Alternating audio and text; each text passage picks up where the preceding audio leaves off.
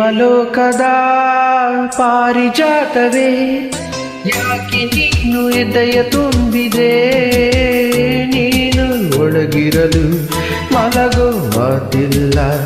ನೀನು ಒಳಗಿರಲು ಸಿರೆ ಬೇಕಿಲ್ಲ ನೀನು ಕನ್ನಡದ ಚಂದನದ ಕಂಪು ಕಸ್ತೂರಿ